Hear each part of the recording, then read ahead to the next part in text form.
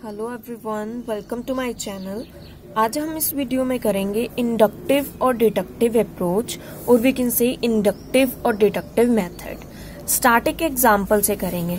मान लीजिए मैंने आपको एक बॉल पकड़ाई और सामने आपके एक दीवार है। आपने इस बॉल को इस दीवार पे जब मारा तो ये बॉल आपके पास वापस आ गई। फिर आपने सेकेंड टाइम फिर इसको दीवार पे मारा तो अब बॉल आपके पास वापस आ गई। ऐसे ही आपने 3-4 बार बॉल को दीवार के साथ मार के देखा और बॉल आपके पास उतनी ही स्पीड में वापस आ रही थी जितनी स्पीड में आप बॉल दीवार पर मार रहे थे। तो इससे आपने ये जर्नलाइज किया, अपनी ऑब्जर्वेशन आपने की। ये आपके लिए एक रूल बन गया कि जब भी हम बॉल को दीवार पे मारेंगे तो वो बॉल अपने पास वापस आएगी। ये क्या हुआ? Inductive approach. कि जब हमने खुद ये चीजें बार बार करके रिपीट, हमने खुद ऑब्जर्व किया कि एक रूल बनाया कि बॉल जब हम मारेंगे तो बॉल हमारे पास वापस आएगी। लेकिन दूसरी तरफ अगर मैं आपको बता दूं कि पहले से मैं आपको ये चीज बता दूं कि Newton second law of motion क्या है, that every action has a equal and opposite reaction. कि आप कोई भी एक्शन करेंगे आपको उसका ऑपोजिट इक्वल रिएक्शन मिलेगा। तब मैं आपको बॉल पकड़ाती हूँ तो तब आप इसको एक बार मार के चेक करोगे कि ये जो मोशन है, लॉ ऑफ मोशन है, ये एक्यूरेट है या नहीं है। ये हो गया डिडक्टिव अप्रोच। दोबारा डिटेल से करेंगे अभी हम इनको कि इंडक्टिव अप्रोच क्या है, जब हम खुद चीजों को ऑब्जर्व करते हैं और उससे रूल बनाते हैं।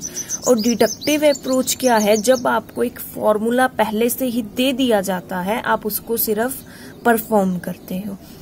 इंडक्टिव और डिडक्टिव अप्रोच हर जगह पे यूज किया जाता है। टीचिंग में भी यूज किया जाता है और कॉमर्स की फील्ड में देखें तो रिसर्च में यूज किया जाता है। इन दोनों में डिफरेंस समझते हैं। डिफरेंस क्या है? इंडक्टिव अप्रोच है वो बॉटम अप्रोच है, ये नीचे से ऊपर की तरफ जाता है क्योंकि हम पहले खुद ऑब्जर्व करते हैं चीजों को, फिर हम टॉप तक जाते हैं एक रूल बनाने के लिए। और डिडक्टिव अप्रोच इसके ऑपोजिट टॉप डाउन अप्रोच है कि पहले से ही हमें थ्योरी दे दी जाती है, हम उसको परफॉर्म करते हैं अपना काम करने के लिए। तो ये टॉप डाउन अप्रोच है। नेक्स्ट है specific to general. Inductive approach specific to general है कि खुद हम एक स्पेसिफिक चीज को देखते हैं, ऑब्जर्व करते हैं और उससे एक जर्नल रूल निकालते हैं। मान लीजिए आपके पास एक पेट कैट है, वो कैट आपकी साउंड करती है मियाऊ मियाऊ। तो आपको जब भी वो आपकी कैट कोई भी साउंड करती है, हमेशा वो एक ही साउंड करती है, मियाऊ मियाऊ। आपने अपनी एक स्पेसिफिक कैट को देखा, लेकिन इससे आपने ये जर्नलाइज कर लिया कि जहां भी कोई भी कैट है वो सब कौन सी साउंड करती है, मियाऊ मियाऊ। सेम ऐसे ही डिडक्टिव अप्रोच क्या है, जर्नल टू स्पेसिफिक। कि पहले हमें फॉर्मूला गिवन होता है कि सब चीजों पे यही फॉर्मूला अप्लाई होगा, तब हम किसी अपनी स्पेसिफिक प्रॉब्लम पे वो फॉर्मूला जो है वो अप्लाई करते हैं। नेक्स्ट है एग्जाम्पल टू फॉर्मूला। वही कि हमने पहले एग्जाम्पल ली बॉल की, बार बार ऑब्जर्व किया उसको, फिर हमने एक फॉर्मूला बनाया कि जब भी बॉल को मारेंगे बॉल हमारे पास वापस ही आएगी इक्वल रिएक्शन देते हुए।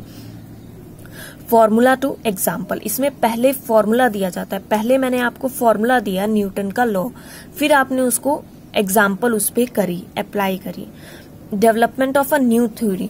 इंडक्टिव अप्रोच में न्यू थ्योरी की डेवलपमेंट होती है, हम कुछ नया जानते हैं खुद ऑब्जर्व करके। लेकिन डिडक्टिव अप्रोच में एग्जिस्टिंग थ्योरी जो पहले से ही चल रही होती है उसका टेस्ट किया जाता है। नेक्स्ट इनके कुछ मेरिट्स और डीमेरिट्स हैं जो हम करेंगे। देखिए मेरिट्स क्या है इंडक्टिव अप्रोच के, बेस्ड ऑन सेल्फ ऑब्जर्वेशन। जैसे कि मैंने आपको एग्जांपल में बताया कि हम खुद चीजों को पहले ऑब्जर्व करते हैं फिर उससे रूल बनाते हैं। सुटेबल फॉर बिगनर्स, बिगनर्स के लिए अप्रोच सुटेबल है क्योंकि बिगनर को हम डायरेक्ट बताएंगे ये फॉर्मूला है, ये सब है, आप कर लो, उसको थोड़ा मुश्किल लगेगा। खुद वो स्टार्ट करेगा, खुद चीजों को ऑब्जर्व करेगा, उसे ज्यादा अच्छे से समझ में आएगी। इट गिव्स न्यू नॉलेज, हमें जिस चीज के बारे में नॉलेज नहीं होती, हम नई चीजों को ऑब्जर्व करते हैं, ट्राई करके देखते हैं, हमें इससे न्यू नॉलेज मिलती है। It is a method of discovery, कुछ नया डिस्कवर करने का ये मेथड है। लेकिन मेरिट के साथ साथ इसके कुछ डीमेरिट्स भी हैं इंडक्टिव अप्रोच के। वो क्या है?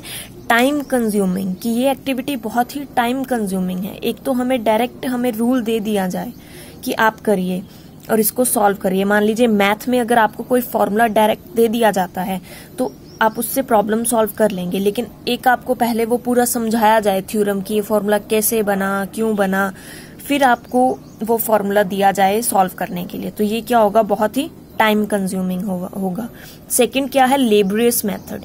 लेबरियस मेथड की बहुत लेबर करनी पड़ती है, इसमें बहुत काम करना पड़ता है, पहले टाइम लगा के कुछ चीजों को करना पड़ता है, फिर ही हम रूल पे आते हैं, एंड रूल पे। Not suitable for all topics, her topics के लिए ये मेथड सुटेबल नहीं हो सकता कि वही चीज सेम, जैसे कि मैंने मैथमेटिक्स की एग्जांपल दिया। आप छोटे से बच्चे को, मान लीजिए कोई 5th 6th क्लास का स्टूडेंट है, आप उसको पहले देने लग जाते हो, पहले थ्योरम समझाने लग जाते हो किसी फॉर्मूला की, तो उसके लिए बहुत मुश्किल होगा, वो और कंफ्यूज हो जाएगा। उसके लिए बेटर यही है उसको डायरेक्ट फॉर्मूला प्रोवाइड किया जाए और वो उससे प्रॉब्लम को सॉल्व करे। नेक्स्ट हम करेंगे डिडक्टिव अप्रोच के मेरिट्स और डिमेरिट्स। डिडक्टिव अप्रोच क्या है, टाइम सेविंग है, कि डायरेक्ट हमें फॉर्मूला गिवन हो गया, मिल गया, उससे हमें सिर्फ प्रॉब्लम को सॉल्व करना है। स्पीड एंड एफिशिएंसी, स्पीड रहेगी, जल्दी काम होगा, और एफिशिएंसी रहेगी, एक्यूरेसी रहेगी, क्योंकि वो पहले से प्रूवन फॉर्मूलाज होते हैं। हम खुद करेंगे तो कुछ गलती भी हो सकती है। मेथड्स ऑफ वेरिफिकेशन, ये मेथड है वेरीफाई करने का। कोई काम हम कर रहे हैं, उसके ऊपर हमें सेम फॉर्मूला मिल गया, जैसे मैंने एग्जांपल दी थी, बॉल हम मार रहे थे, वापस आ रहे थे, वो हमें फिर भी एक प्रॉपर कंफर्मेशन नहीं होती कि ये प्रॉपर रूल सही है या नहीं, जो हमने अपनी ऑब्जर्वेशन से बनाया है, लेकिन उसी पे हमें वो रूल मिल गया, Newton law of second motion, तो हमें कंफर्म हो गया, वेरीफाई हो गया कि ये चीज बिल्कुल सही है, ये रूल बिल्कुल सही है। Suitable for all topic, her topic के लिए ये मेथड सुटेबल है। इसकी भी लेकिन कुछ डीमेरिट्स हैं, वो क्या है, ब्लाइंड मेमोराइजेशन, कि हमें आंख बंद करके जो फॉर्मूला गिवन है वो हमें याद करना पड़ता है, मेमोराइज करना पड़ता है। नो ओरिजिनलिटी एंड क्रिएटिविटी, कुछ इसमें क्रिएटिविटी नहीं है, कुछ नया नहीं है, पका पकाया हमें मिला और हम उसको बस अप्लाई कर रहे हैं अपनी प्रॉब्लम सॉल्व करने के लिए। आई होप आपको इंडक्टिव और डिडक्टिव अप्रोच अच्छे से समझ में आ गई होगी। वीडियो को लाइक और शेयर करना ना भूलें, और अगर आप चैनल पर नए हैं तो चैनल को सब्सक्राइब जरूर करें।